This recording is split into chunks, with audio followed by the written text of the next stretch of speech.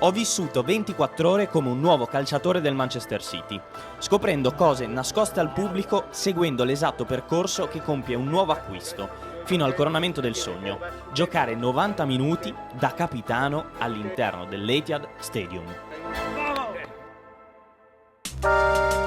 Il viaggio inizia con un volo diretto da Venezia a Manchester, durato giusto il tempo per lasciare un'iscrizione e osservare la meta finale, ma lì ci arriveremo più tardi. Benvenuti o bentornati a Manchester.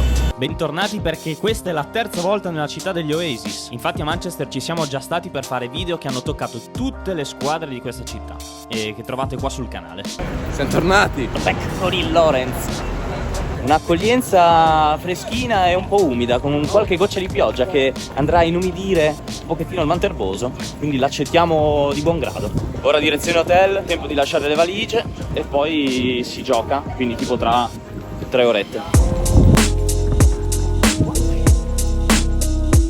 Ma all'arrivo in hotel, a 3 ore dalla partita, sorge un problema. No? Dici che non ci fanno un 2 panini? E come facciamo senza mangiare ad andare a giocare? Facciamo salto la costa?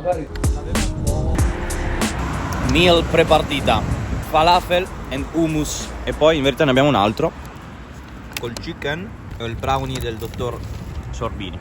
Siamo pronti. Alimentazione non proprio in linea con quella che adotterebbero i calciatori del City per giocare una partita, ma sufficiente per farci tirare avanti fino al centro sportivo. Io non ho capito come raggiungiamo l'Etihad. Col tram. Col tram? Col tram, staga di No, qua. quel campo lì.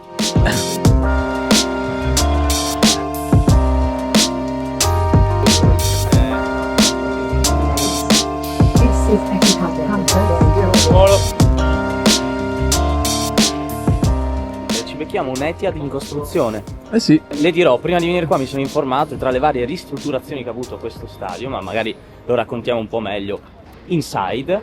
L'ultima di queste è appunto la chiusura del terzo anello della curva nord, diciamo, che porterà lo stadio dai 55.000 attuali ai 62. Un ingrandimento tra l'altro che la società ha proposto ai tifosi e loro potevano in maniera, diciamo, volontaria pagare un po' di più l'abbonamento e finanziare questa cosa. L'avevamo fatto prima del Covid, poi il Covid ha rallentato tutto e la stiamo facendo adesso, dovrebbe finire 2025-2026.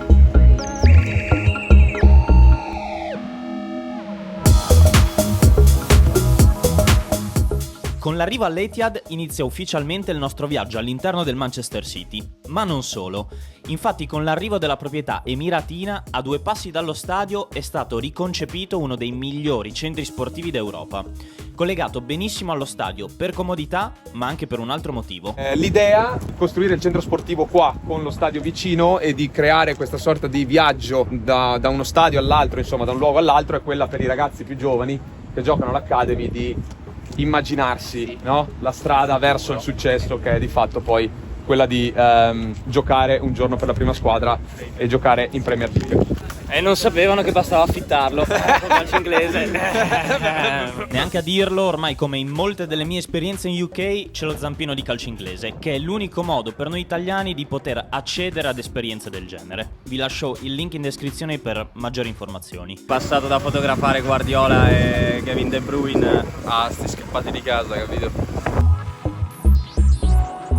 inizia il tour dell'Academy, del centro sportivo. Guidati da un simpaticissimo dipendente e dal fotografo ufficiale della società, entriamo così nel dietro le quinte della sala conferenza, luogo in cui avvengono le presentazioni dei nuovi giocatori e le conferenze di Pep.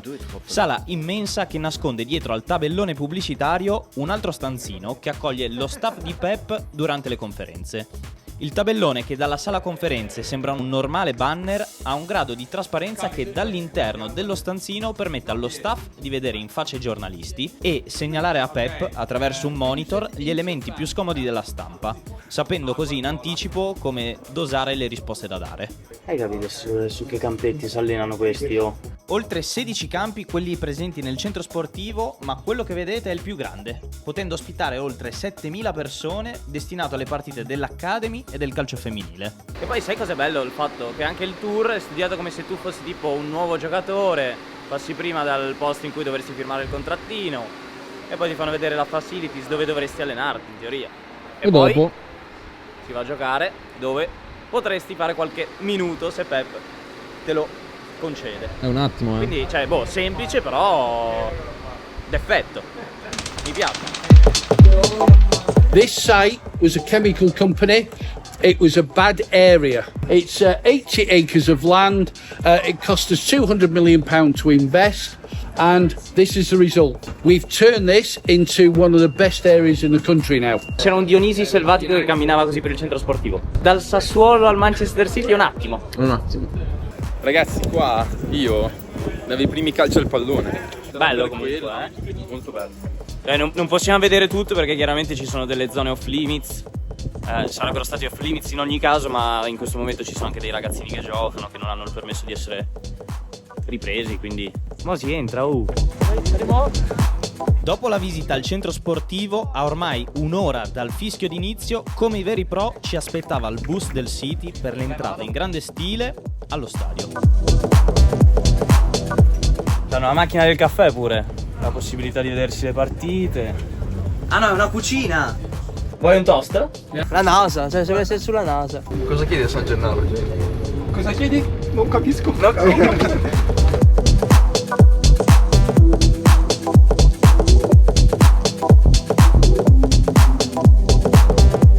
Vamos! Siamo pronti, ci hanno accolto pure gli sbandieratori.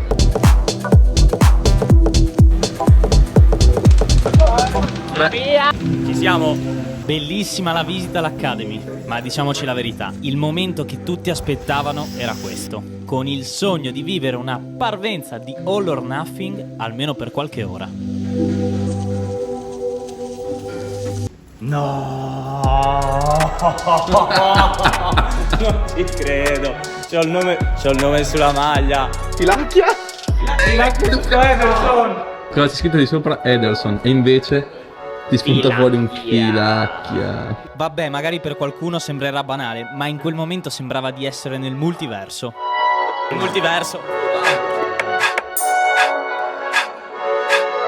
Vabbè, armadietro devo dire molto meglio di quelli del Fulham.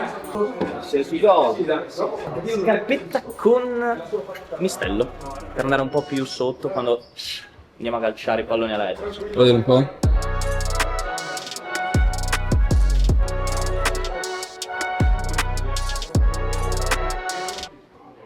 Oh, io ieri ho fatto 90 minuti nel campionato Carnico, Oggi ne faccio 90 all'Etihad, dopodomani di nuovo nel Carnico, ho 27 anni, Ci arrivo alla fine di questa carriera.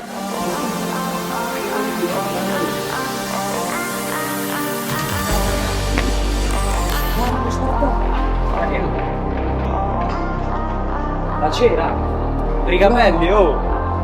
Non posso mica giocare con i capelli davanti agli occhi, porco. Niente, sei professionista. Semo? Amo!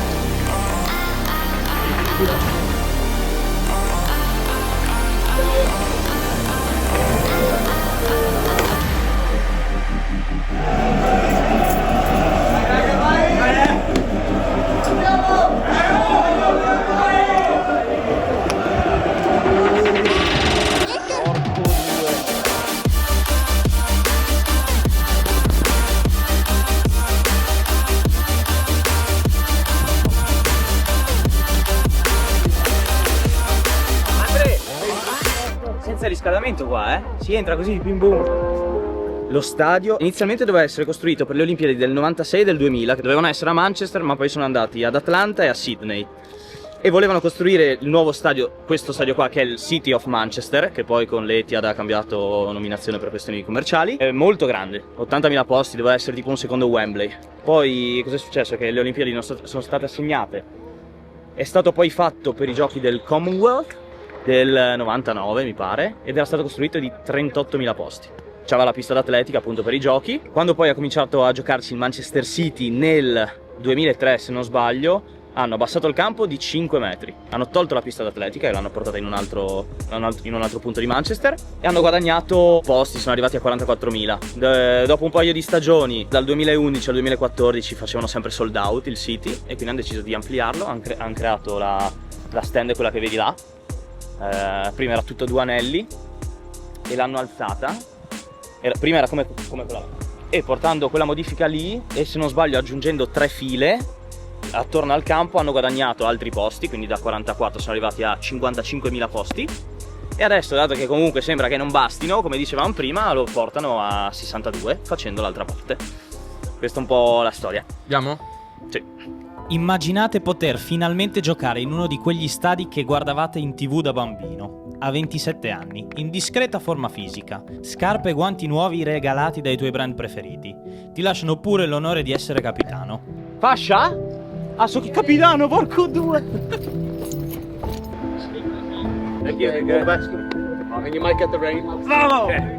È il tuo momento, è tutto perfetto. La prima azione sarà sicuramente un grande intervento che darà sicurezza a tutta la difesa.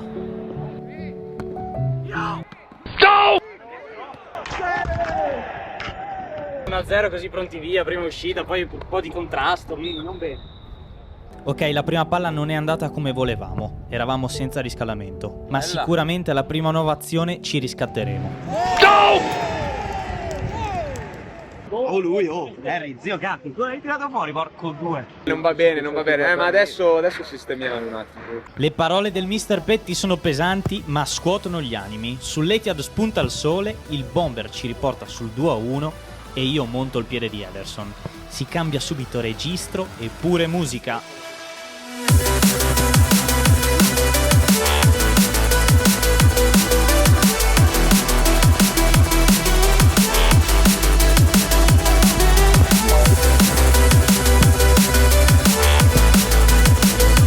Con il punteggio di 2-1 per gli avversari si va al riposo tra primo e secondo tempo, ma converrete con me che 15 minuti fermi in un contesto del genere sono 15 minuti gravemente sprecati. Tra primo e secondo tempo 2 tiri non li concedi a Lorenzo Sorbini.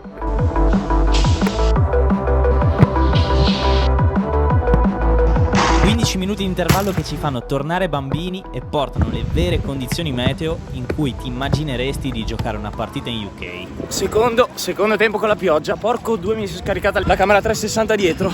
Dai, oh sì che con sta pioggia all'inglese la palla schizza bene, ci puoi dare quella bella stilettata, ci abbiamo anche gli effetti sonori.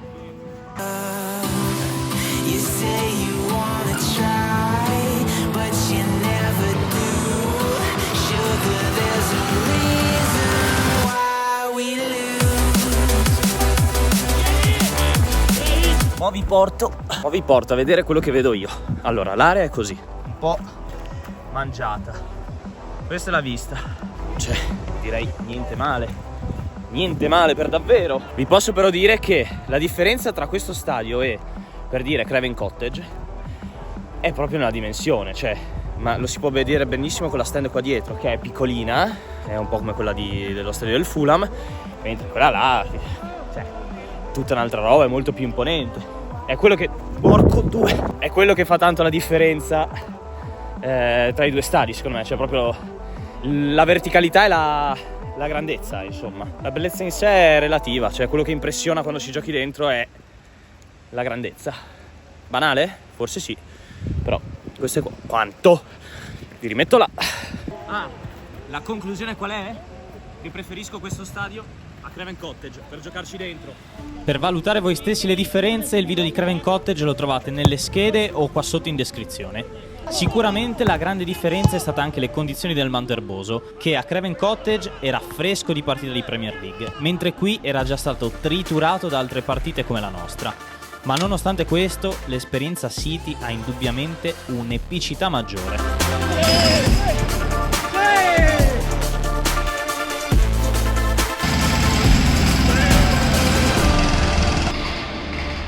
The dream is over. Finita. Un dream però molto rumoroso, Questo è un po' scriptum.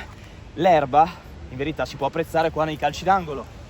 Tecnologia Grass Master, una roba del genere. Sostanzialmente è un po' quello che c'è anche a San Siro.